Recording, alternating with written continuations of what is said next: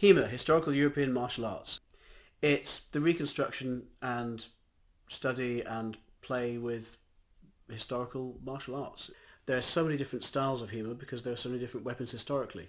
My particular obsession is German longsword. This is a fairly typical longsword simulator.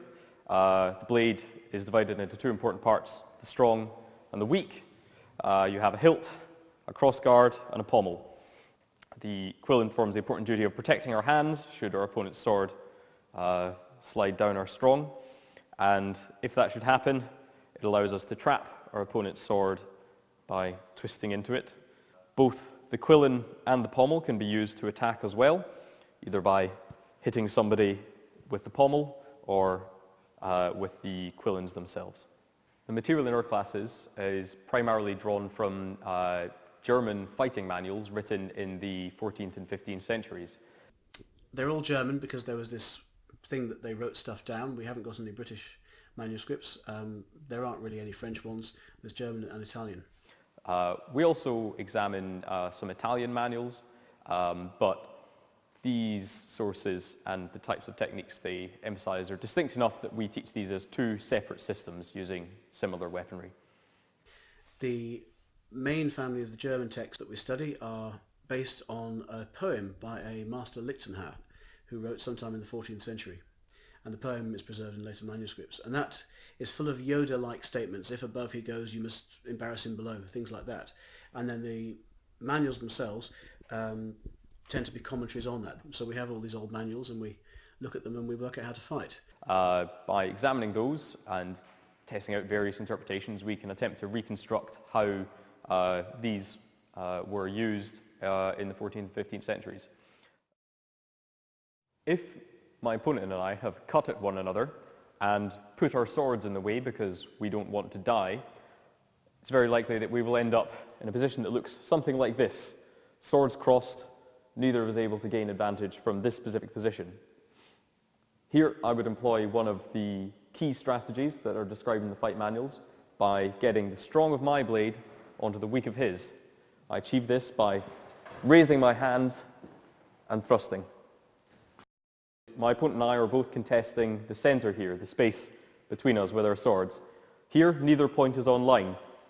To gain control of the opponent's sword and thus the fight, I can drive up with my hands, getting the strong of my blade onto the weak of his. This means I can dominate his sword.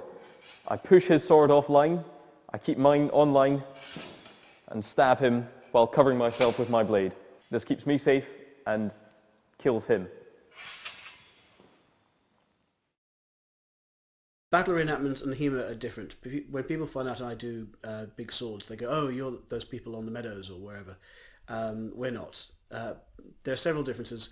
Battle reenactment is usually part of broader medieval reenactment or whatever, an attempt to recreate the feeling of a particular era. When people get on the field and are actually fighting, they're fighting with very constrained rules for safety reasons. They can't hit each other in the face, can't hit each other in the hands.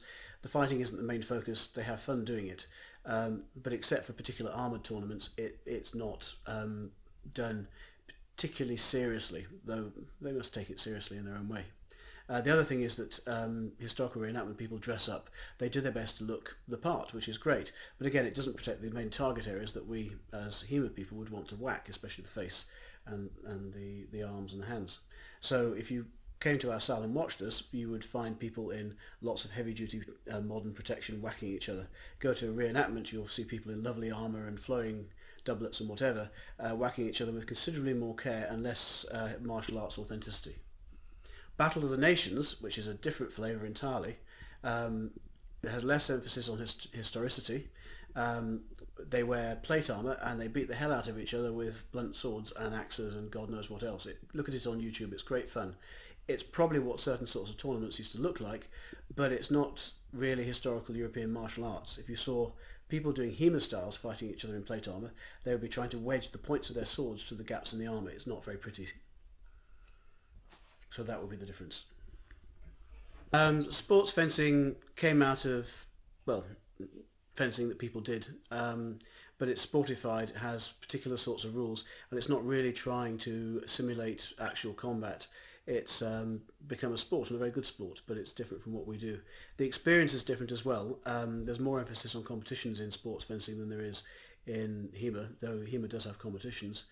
Finally, HEMA's mostly a bit slower than sports fencing. If you watch sports fencing on TV, the really good people, they're just horribly fast. They have long arms. If it was a D&D, they would have Dex 18. HEMA's a bit more like lawn tennis. The weapons are a bit heavier, they move a bit more slowly. The fighting is therefore more doable for people like my age, which is quite fun. Having said that, if I went to a proper HEMA tournament, a whole lot of 18-year-olds would no doubt take me apart. So life's like that.